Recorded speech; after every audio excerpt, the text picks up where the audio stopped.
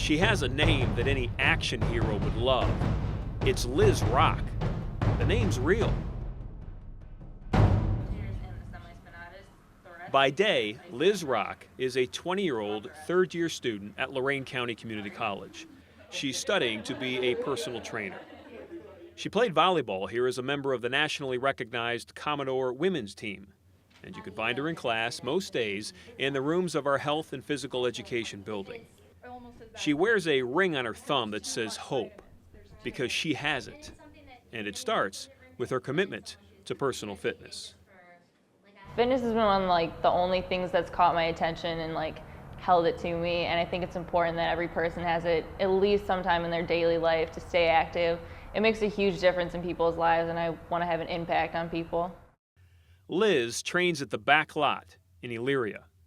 I remember when she first started here at the back lot, and we did, it was when I first got certified in CrossFit, when CrossFit first came, and she was one of the original people that would come to do workouts, and I would put things on the board that were impossible for me, and I would sit back and just the biggest smile on my face, because this individual would just continue and continue and continue to push through this workout until she completed it and could mark her name on that board. Liz knows if she is one day going to train others, she must be an example herself. So she works hard, and she looks for challenges. I like a challenge. Back in high school, I used to run cross country and track, and since I graduated, I did more 5Ks, 10Ks, and different races and stuff, and I got bored of just running in a straight line and uphill. I'm a very competitive person, more so with myself. So, in the spring of 2012, Liz entered the Ohio Tough Mudder, a 12-mile, 28-obstacle course over the stone quarries of South Amherst. It's a brutal test of physical strength and mental toughness. Lizz Rock was the first female to finish, and she earned a spot to compete in the World Tough Mudder. She had 6 months to get ready. She trained twice a day. Every 12 hours, she would do a new workout. I began to run more, ran at least a minimum of 3 times a week, and when I would run, I would take little dips in the lake and go swimming. I think the climate was how I began to really train for it. Climate control would be the key. The World Mudder, which by design has the competitors in and out of water and mud, was held in New Jersey in late November. Liz was one of 1,300 people competing on a 10-mile course with 32 obstacles. Her bib number was 1626. The event is a 24-hour test of endurance. The goal?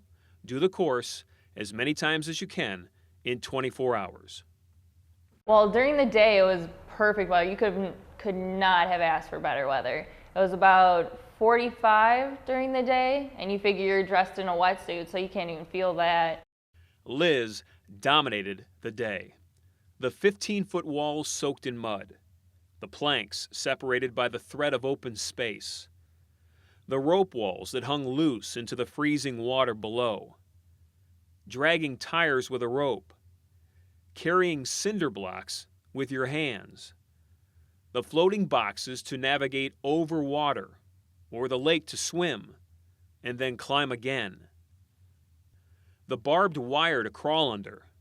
The time alone with no one around except you and your thoughts.